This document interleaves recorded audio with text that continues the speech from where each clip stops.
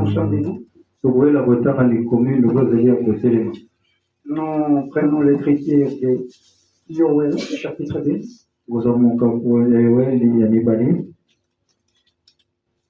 Nous commençons au verset 23.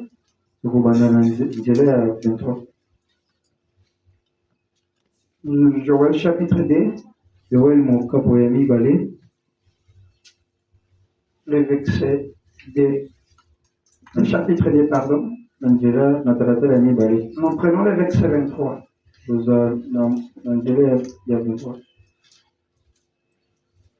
Il dit ceci, l'écriture dit ceci, et vous,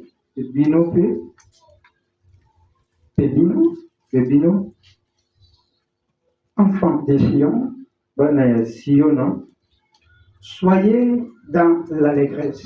Et réjouissez-vous à Yahweh, votre Elohim, car il vous donnera la pluie en son temps. Il vous enverra la pluie de la première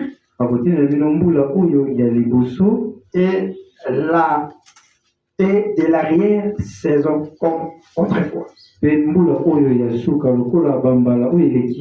pouvez vous rasseoir.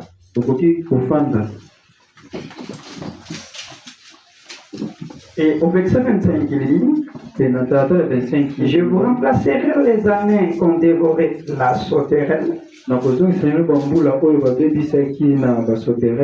les gelées, les acides et les gazans, ma grande armée que j'avais envoyée contre vous.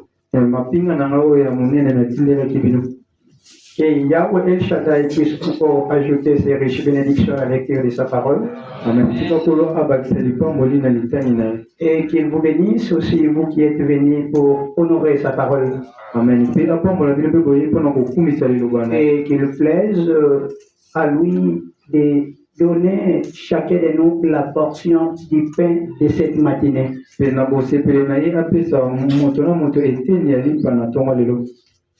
Et comme nous venons de les chanter aussi, commençant du premier mois,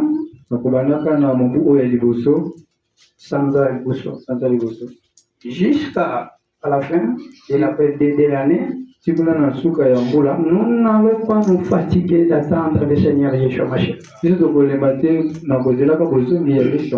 devons comprendre le sens des cantiques dont nous chantons. Et même à la maison, et lorsque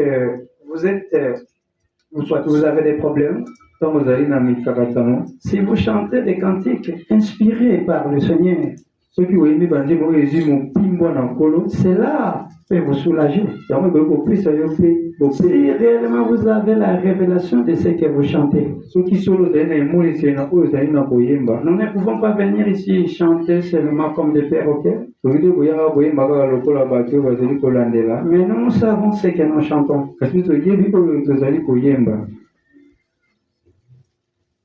Et ici, c'est le Seigneur qui a promis cette promesse à son peuple.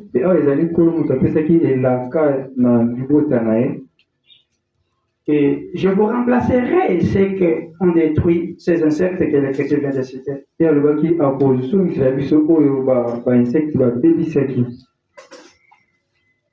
il dit, il nous enverra la pluie à son temps. Lorsque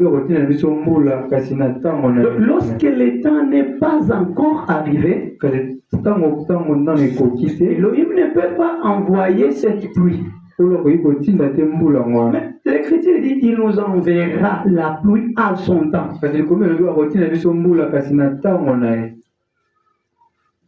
Et l'Écriture dit, quel est ce serviteur fidèle et prudent? Le maître a établi sur les gens, sur ces gens, pour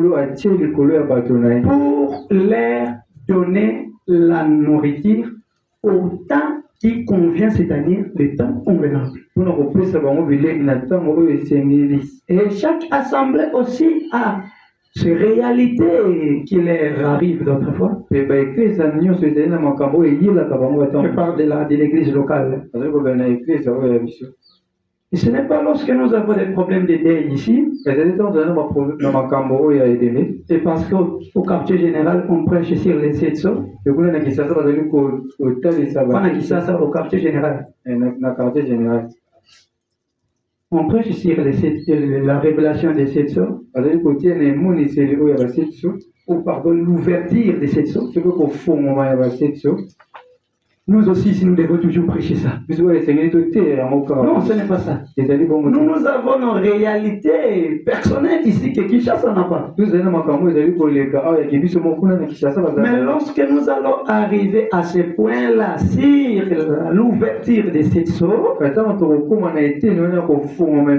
nous devons prêcher comme le quartier général prêche. Mais ce n'est pas lorsque là-bas on prêche sur la divinité au quartier général. Et partout, on devait prêcher toujours sur la divinité. Beaucoup de frères ont compris cela de cette manière-là. Moi aussi, je comprenais ça de cette manière. Mais c'est grâce au serviteur que l'on a établi ici, le frère Gabriel Nkaz. Grâce au serviteur que Elohim a établi, c'est-à-dire le frère Gabriel, j'ai su cela, j'ai compris cela. Parce que sinon il n'y aurait pas de différence avec l'église catholique. C'est ça même le nicolaïsme. Là-bas, on va donner un verset biblique. Depuis là-bas, la source. Il y a d'autres congrégations qui sont situées comme ça. Ceux qui aiment circuler toujours, aller partager choisir la parole de Dieu. Avec les cravates, distribuant ce qui n'est pas la révélation de Dieu. Et lorsqu'un verset biblique est déjà donné là-bas la source, partout c'est ce qu'on va prêcher, partout c'est ce qu'on va lire. Non, ce n'est pas comme ça, mes frères. Chaque assemblée locale a ses réalités. Et pour tout, c'est pour édifier selon les réalités qui est arrivé à chaque assemblée locale. Mais nous avons seulement une même foi. C'est-à-dire, à chaque point de la parole, nous devons croire de la même manière. Amen. Et pour ça, je profite aussi d'être reconnaissant avec les serviteurs qui m'a établi ici. Les serviteurs. Voilà. Là maintenant, je parle des frères, parfois les frères Gabriel. Pour leur encadrement. Franchement, je bénéficie beaucoup. Je bénéficie jusqu'à aujourd'hui. C'est tous avec cet enseignement de la parole par la séance. Quand vous êtes proche des bons frères qui sont des anciens, vous allez bénéficier de bonnes choses, de bons conseils de la parole du Seigneur. Mais quand vous êtes proche des anciens qui ne sont pas de bons frères, vous êtes tombé sur une mauvaise occasion.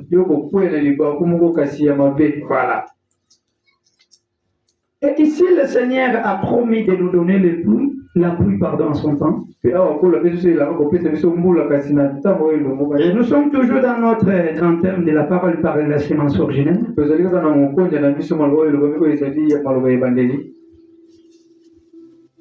Et nous sommes arrivés à ce point ici où nous voyons ce que Elohim a promis à son peuple. Et nous avons vu comment nous sommes la semence originelle de Elohim. Parce que notre première naissance a été gâchée. Pour que nous soyons les fils et les filles de Dieu, il nous a demandé maintenant de naître de lui. Pour que nous naissions maintenant par sa semence. Nous devons naître de lui qui est en haut. Nous devons naître de son esprit. Et lorsque nous sommes nés de son esprit, nous avons maintenant le Saint-Esprit, crier son esprit. Jusque-là, nous n'avons pas encore eu le baptême du Saint-Esprit. Beaucoup de frères, soi-disant dans le message, sont tombés là-dessus. Lui pense que lorsque vous êtes né de nouveau, directement vous avez la pluie qui est la première pluie et l'arrière-pluie. C'est-à-dire la pluie de la première saison et de l'arrière-saison. Parce qu'ils disent que non, les deux pluies tombent ensemble.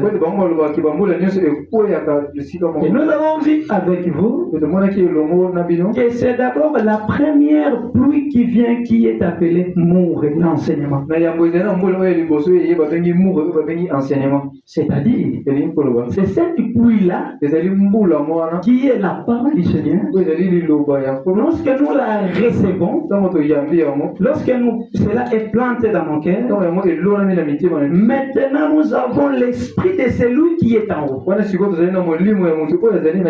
C'est par la nouvelle naissance que nous devenons les enfants de Dieu. Et cela n'est pas par la volonté d'un homme. Cela dépend de la volonté de Dieu. Voilà pourquoi vous pouvez donner naissance à plusieurs enfants, mais seulement un qui est là-bas, qui est un enfant de Dieu. Les autres là ne sont pas des enfants de Dieu. Ils ne peuvent pas naître de Dieu. Parce que cela ne dépend pas de la volonté des parents ici. Est-ce que tous nos frères charnels prient avec nous ici? Non. D'autres sont nés avec nous dans la même famille au début du message. On venait ensemble avec eux ici. Les autres avaient des ailes plus que nous. Mais aujourd'hui, ils sont où? Comme ils n'étaient pas dès le début dans la pensée d'Elohim, ils ne peuvent pas aussi aujourd'hui recevoir cette pensée qui est la première pluie. Voilà pourquoi ils nous ont laissés. Et vous aussi, qui êtes ici, si vous n'êtes pas un enfant de Dieu, vous finirez par partir. Même si vous faites 20 ans, si vous prenez un morceau de bois, vous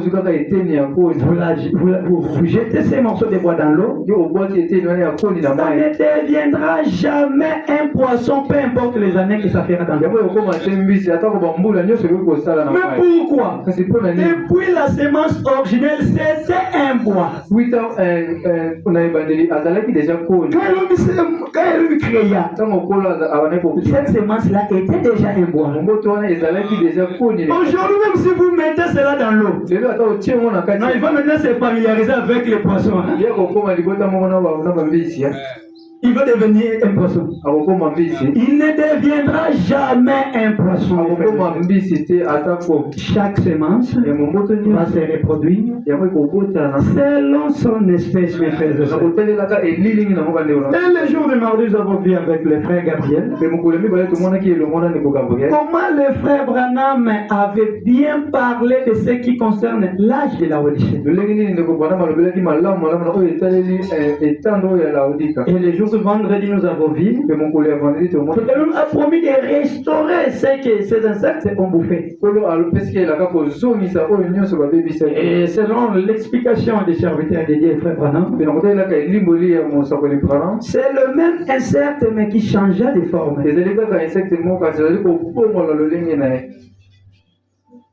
Et avec les frères, nous avons lu, les frères Gabriel, nous avons lu dans l'exposé de cet âge, je pense aux pages 356. Où frère Branham dit que c'est dans cet âge ici que cette église devait retourner comme ça était au début.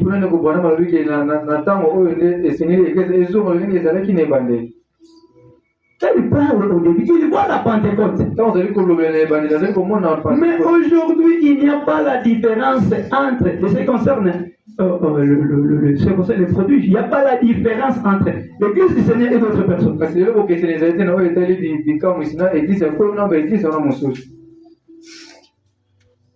L'église du Seigneur a seulement réussi la première phase de la restauration, qui est la phase de la restauration des mours et qui est l'enseignement. C'est la première pluie. Et nous avons vu ce que l'Église a perdu au début. L'enseignement biblique faisait aussi partie.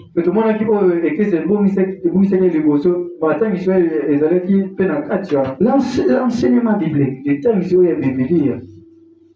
Ils ont perdu, elle a perdu aussi, c'est-à-dire cette église, la puissance. Mais lui a promis de restaurer. Et Frère Branham dit que c'est dans cet âge ici que cette église devait retourner comme ça était au début.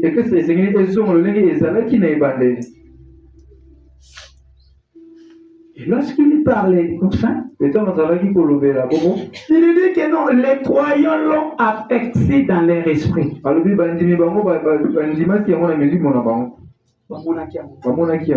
Lorsqu'il parle des croyants, il regardait ce qui s'est passé sur la rue d'Azusa.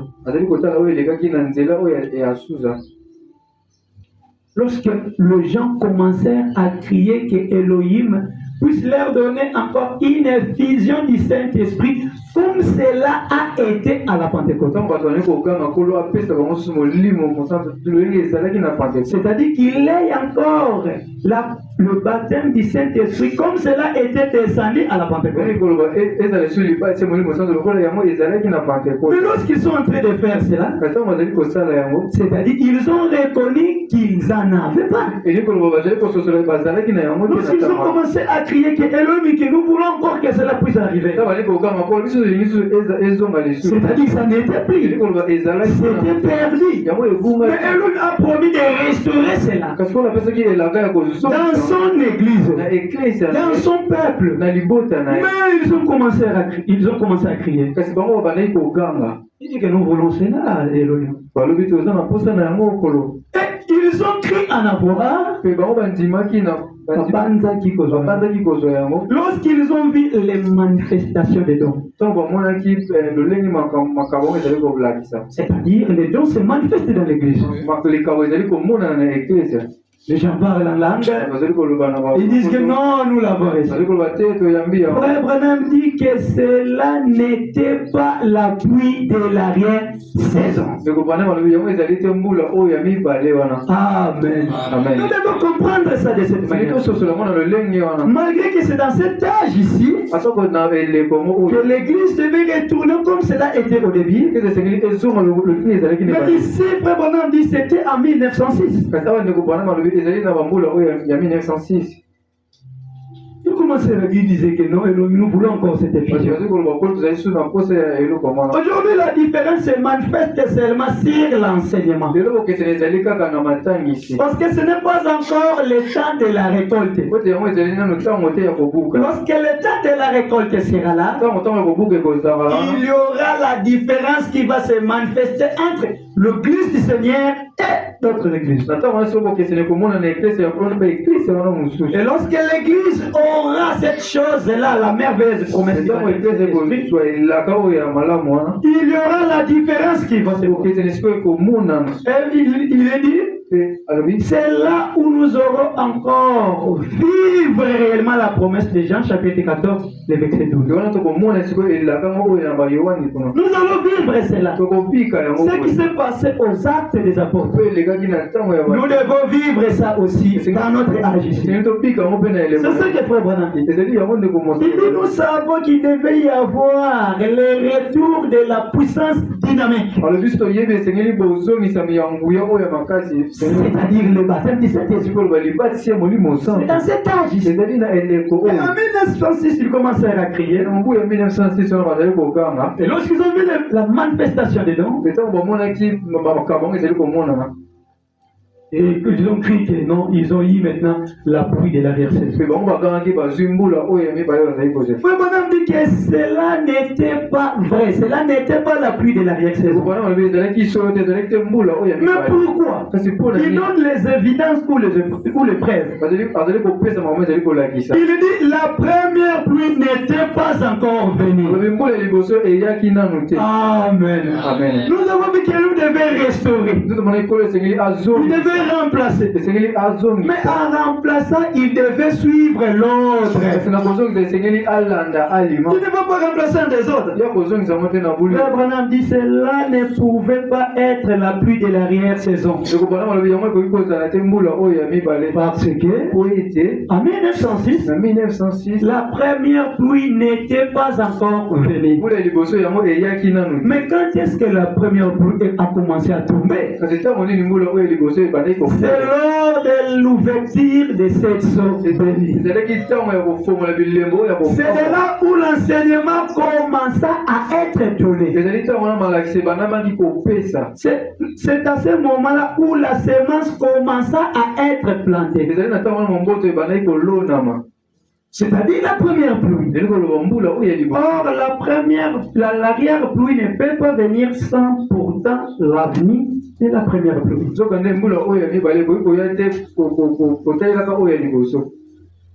C'est-à-dire la première pluie devait venir, qui est l'enseignement. Et je vous avais dit, mes frères et sœurs, la plus importante, la chose la plus importante, c'est de recevoir d'abord la première pluie. La pluie de l'arrière-saison ne fera que, ou ne sera que tomber là où est tombée la première pluie. Si aujourd'hui, lors de la semaille, on est en train de semer la semence, la pluie ou la première pluie est en train d'être tombée,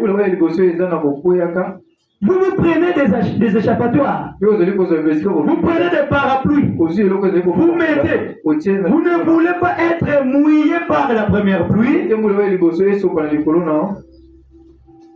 Mais comment vous voulez encore la pluie là de la verset de pluie? Vous devez d'abord recevoir la première pluie. Cela vous fera que vous ayez d'abord l'Esprit du Seigneur en vous. Et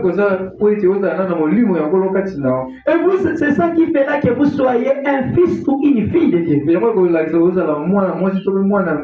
si vous ne bénéficiez pas ou vous ne vivez pas l'accomplissement de la promesse de la pluie de l'arrière-saison,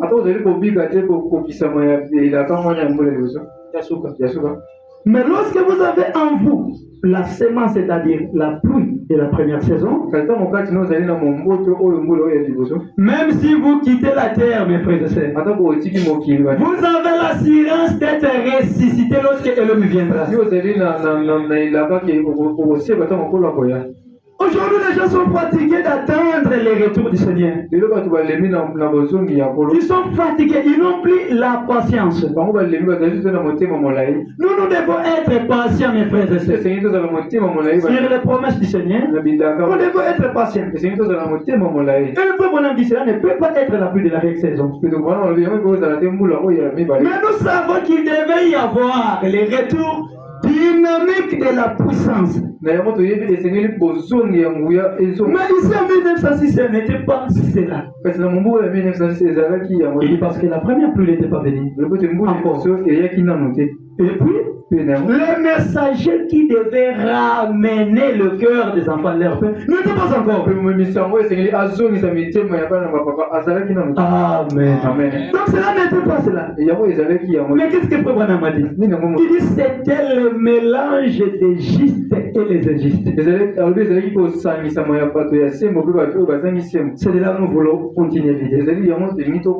Prenons directement Matthieu chapitre 13.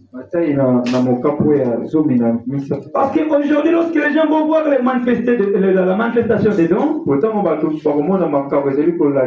vont dire que c'est ça comme les gens pouvaient penser que c'était comme ça en 1906. Mais sachez-les que mes frères et sœurs, que la parole c'est ça la semence de Elohim. Elohim a donné une parabole du semeur.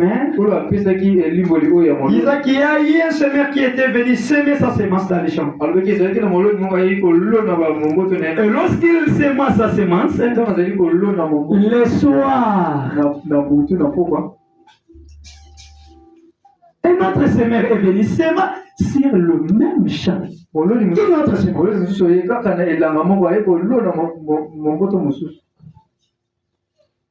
Et lorsque les disciples étaient venus, ils ont dit, maître, est-ce qu'il n'a-t-il pas seulement semé une seule semence? Il est effectivement. Mais où provient-il encore cette semence? Et le Seigneur a dit, c'est le diable qui l'a semé, c'est l'ennemi. Il est venu seulement semer dans le même champ où il y a la bonne semence. Mais les deux, vous bénéficiez de la même pluie. Est-ce que quand la pluie va tomber, est-ce que ça va seulement tomber sur la bonne semence? La première pluie va tomber, la pluie va tomber aussi sur la mauvaise semence. Mais le Seigneur nous permet d'arracher cette mauvaise semence. Et il dit non, si vous arrachez maintenant, vous risquerez d'arracher la bonne semence aussi. Ayez de la patience jusqu'au temps de la moisson, jusqu'au temps de la récolte. On va seulement prendre cette mauvaise semence là, on va lier cela, on va jeter au feu. Amen. Amen. C'est de cette pensée que nous voulons continuer par quelques minutes. Nous prenons Matthieu chapitre 13, au verset 24. Il leur proposa une autre parabole. Il en est du royaume des cieux comme d'un homme qui avait semé du bon grain dans son champ. Dans son champ, il a gagné. Pendant que le monde dormait, son ennemi sema une mauvaise herbe au milieu du bleu. Ça, on parle de son ennemi, c'est-à-dire l'ennemi de celui qui avait semé en avant, c'est-à-dire le Seigneur.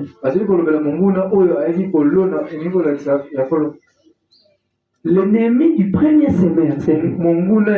Voilà.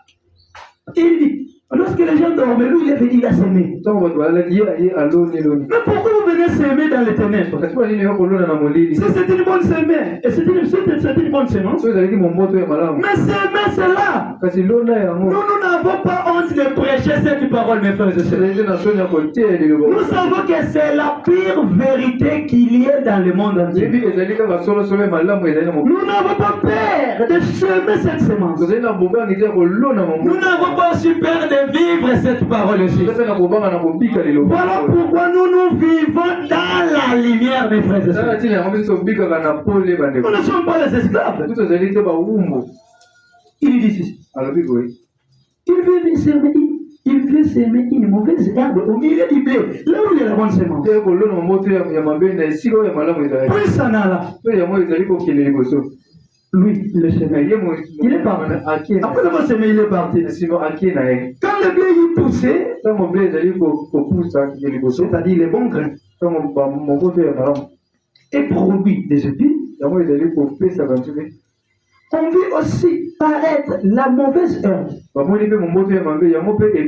Les deux sont des semences. Or, la semence, c'est la parole. La parole, c'est la semence. C'est un qui sème. Et l'eau de la semence, lorsque nous sémons, il y a aussi l'ennemi à son coin qui vient s'aimer. Je ne sais pas si vous comprenez. C'est ce que vous avez dit.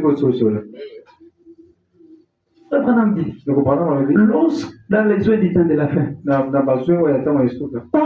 que le Seigneur est en train de prêcher ou de s'aimer sa parole, à son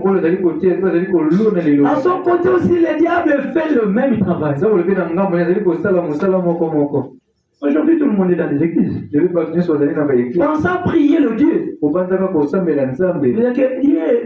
Aide-nous, aide-nous. Je suis malade. Oui, il est aussi guéri. Lorsqu'il est guéri, cela ne veut pas dire que c'est un enfant de Dieu.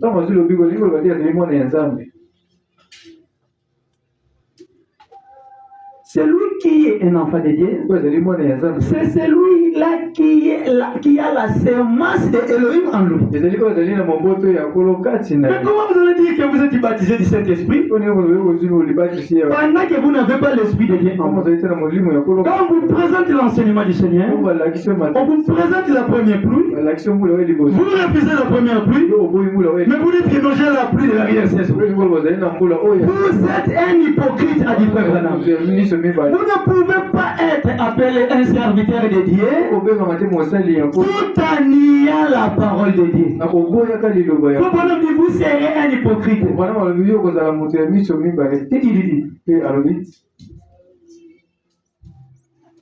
Nous devons pousser ensemble. Le serviteur du propriétaire de ces champs va lui demander: Maître, n'est-ce pas du bon gré que tu as semé dans ton champ? D'où vient donc cette mauvaise herbe? Il a répondu: c'est un ennemi qui a fait cela. Elohim a compris cela. Il a compris que ça c'est l'ennemi. Parce que moi, ma semence qui est ma parole ne peut jamais être changée. Cela ne peut que se reproduire selon l'espèce de ce que je suis. Mais lorsque je vois une autre semence qui est en train d'accroître, mais qui ne reflète pas ma semence, c'est-à-dire c'est la semence de l'ennemi. Et les disciples ont dit, les serviteurs ont dit: veux-tu donc que nous arrachions cette mauvaise herbe? Non, répondit le maître. Et lui connaît que nous devons être patients.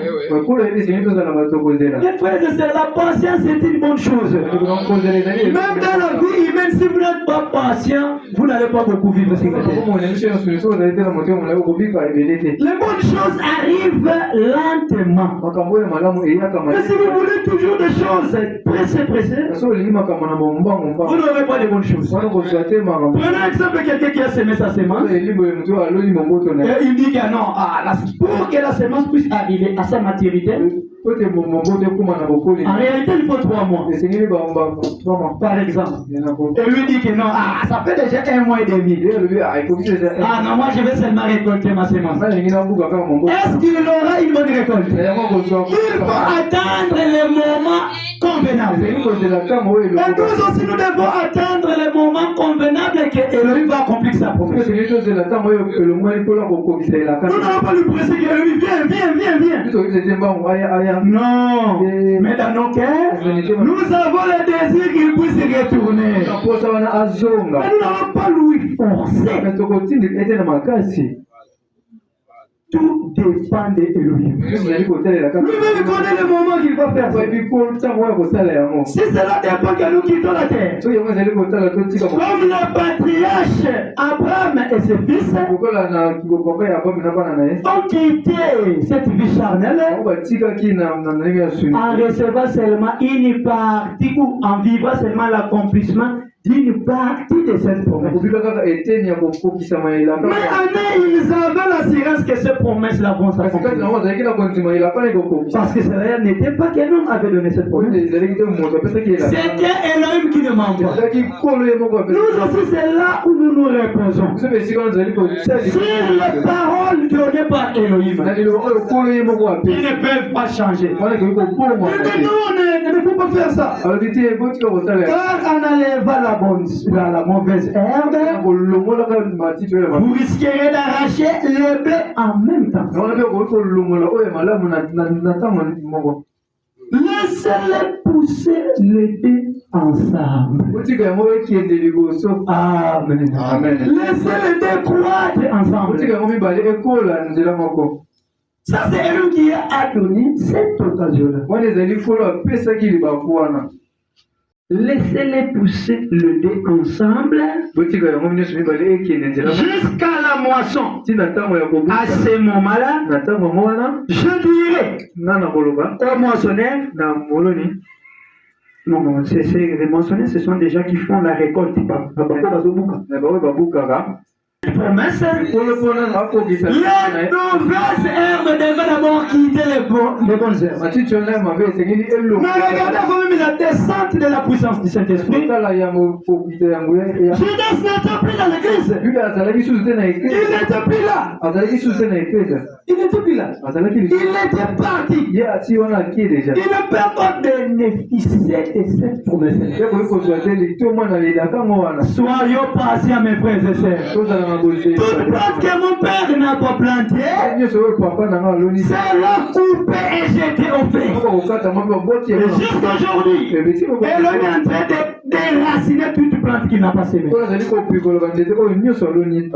dans son église. Et si vous voulez que la promesse s'accomplisse aujourd'hui, peut-être qu'il y a des incrédulités. Vous voyez comment elle traite ces choses. Voilà pourquoi il dit, lorsque vous priez, dites seulement que ta volonté soit faite sur la terre comme cela s'est fait au Amen.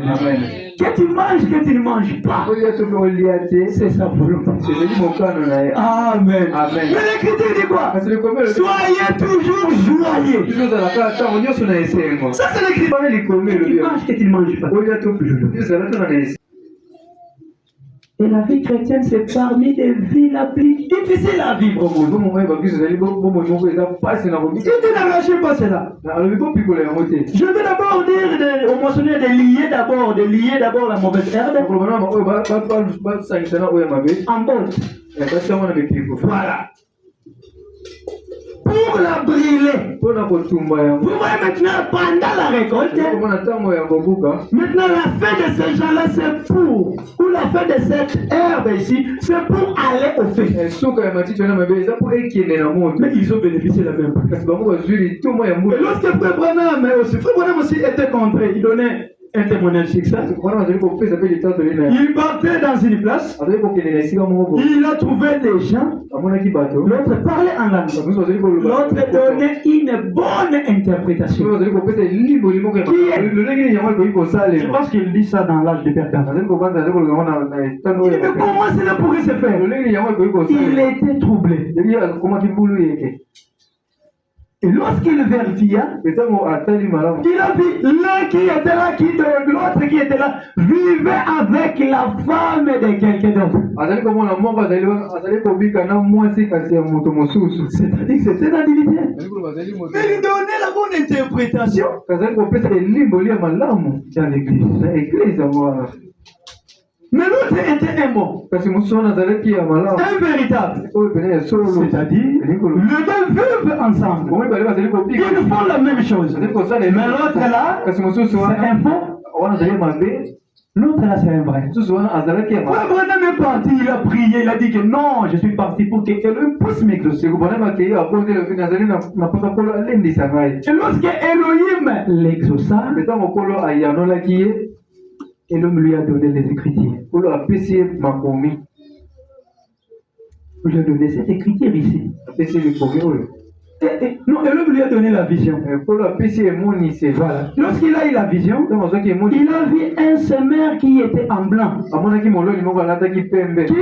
de la semence. Et lorsqu'il a fini de semer, l'autre est venu en noir, il a aussi semé la semence. Un peu bonhomme dit quoi? Il y a eu une carence de la pluie. La bonne semence cria au Seigneur, donne-nous la pluie. La mauvaise semence aussi avait aussi besoin de la même pluie qui devait bénéficier la bonne semence. Et lorsque Elohim donna la pluie, les deux semences étaient dans la joie. Amen. Amen. Mais n'étaient pas les bonnes semences.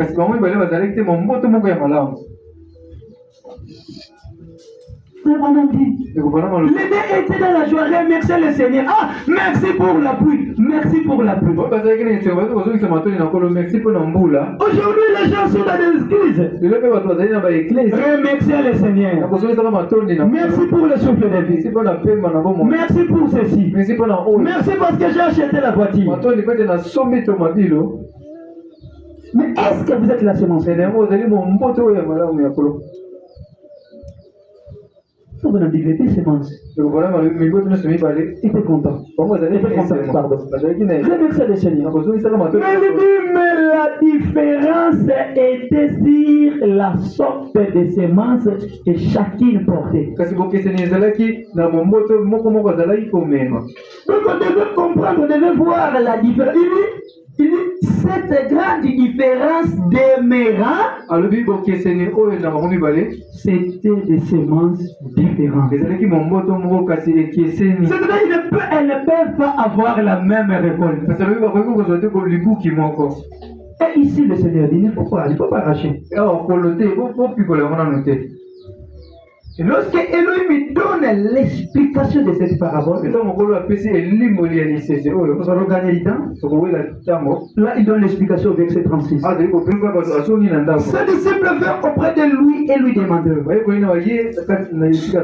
explique-nous cette parabole et de la mauvaise herbe. Amen. Amen. Il dit ceci. Celui qui sème la bonne semence, c'est le Fils de l'homme. C'est le Seigneur Yeshua. Parce que lui, comme il a déjà la bonne semence à lui, il ne peut que transmettre ce qu'il a en lui. Et nous aussi, si nous avons la bonne semence en nous, nous ne pouvons que transmettre cette bonne semence. Il est celui qui sème la bonne semence. Le champ, c'est le monde. Aujourd'hui, la semence est en train d'être faite. Cela c'est sème. On est en train de semer la semence. Pas la semence, c'est sème. Non, ça ne peut pas être semé elle-même. Non. Voilà. On est en train de semer la semence. Jusqu'aujourd'hui, nous ne sommes pas encore arrivés au moment de la récolte. Nous attendons la pluie qui va donner la récolte, mes frères. Et cette pluie-là, c'est la pluie de l'arrière-saison. Qui est le baptême du Saint-Esprit. Qui est le retour de la puissance dynamique comme c'était au temps de la Pentecôte. Il dit les champs, c'est le monde.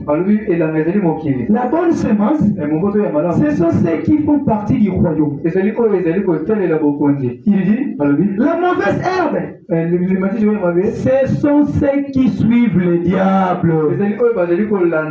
Amen. Amen. Vous voyez, ils ont bénéficié de la pluie, ils étaient contents. Les semences étaient contents. Et Frère Branham dit que la différence est demeure dans le semence.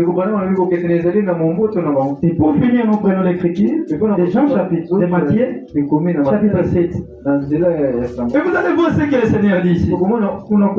Parce qu'elles ont bénéficié de la pluie. Parce qu'elles sont dans le même champ. Ils sont là, elles sont là, pardon, les semences. Elles grandissent ensemble. Donc, si la pluie là, de la bonne herbe reçoit la bonne pluie, ou pardon, la pluie, C'est-à-dire que si la bonne herbe reçoit la pluie, ceux qui comme elles sont ensemble avec les mauvaises herbes. Elohim, il fait tomber sa pluie avec chez les bonnes semences et les mauvaises. Ce sont pas les mêmes champs. Elles vivent ensemble. Et il dit quoi? Au verset 21. Matthieu chapitre 7, verset 21. Il dit ceci. Pour entrer dans le royaume des cieux, il ne suffit pas de me dire Seigneur, Seigneur. Malgré la mauvaise herbe, elle peut remercier le Seigneur. Merci Seigneur. Merci Seigneur. Mais pour entrer dans le royaume des cieux, cela ne suffit pas de dire Seigneur, Seigneur. Malgré vous voyez les manifestations des dons, nous avons parlé en langue, oui, cela ne suffit pas. Malgré vous voyez cela, ce n'est pas ça la pluie de l'arrière-saison, mes frères et sœurs.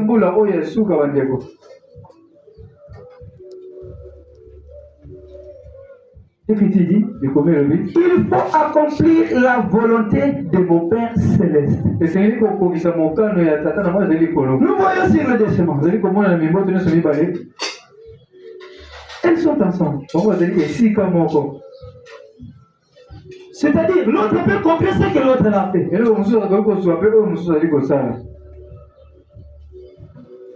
L'autre là prêche ici avec Yeshua. Il utilise le nom de Yeshua. L'autre là utilise aussi le nom de Yeshua. Il jette la confusion dans le monde entier. Au point qu'il y a la difficulté de reconnaître où est la bonne semence.